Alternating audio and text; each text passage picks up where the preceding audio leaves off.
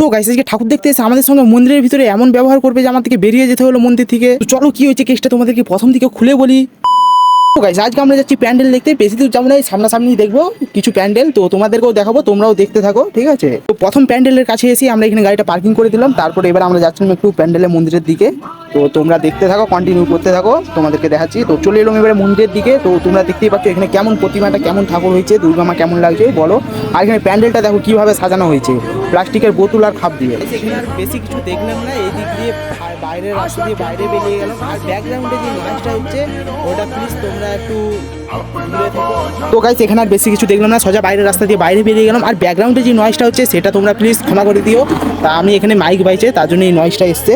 তো তারপর চলে এলাম দ্বিতীয় প্যান্ডেলের কাছে, তো তোমরা দেখতে থাকো, কন্টিনিউ করতে থাকো। তো এখানে আমরা গাড়ি পার্কিং করে দিয়ে এবার চলে এলাম ভিতরে। আর এখানে প্যান্ডেলের থিমটা হচ্ছে পিরামিড, আর তোমরা দেখতেই পাচ্ছ কেমন হয়েছে কমেন্টে বলো। আর তোমরা কে কত জায়গায় ঘুরেছো আমাকে কমেন্টে বলে যাও, ঠিক আছে। তো কি করে ভিতরে ঢুকে গেলাম, আর এখানে কেমন হয়েছে প্যান্ডেল আর প্রতিমাটা কেমন লাগছে কমেন্ট বলো। আর এটা দেখো কি ঝুলছে, এই দেখো। এর ভিডিওটা একটু নর্মাল ভিডিও হয়ে গেলো, প্রায় নর্মালি ভিডিও বলতে গেলে। তো আমরা এইসবই দেখতে দেখতে এবার ফাঁকে বেরিয়ে গেলাম। তো চলো দেখা হচ্ছে আবার কালকের ভিডিওতে। Thank you for watching, tata bye bye. তো আজকের ভিডিওর জন্য তোমাদের কাছে ক্ষমা চেয়ে নিচ্ছি। আর চলো।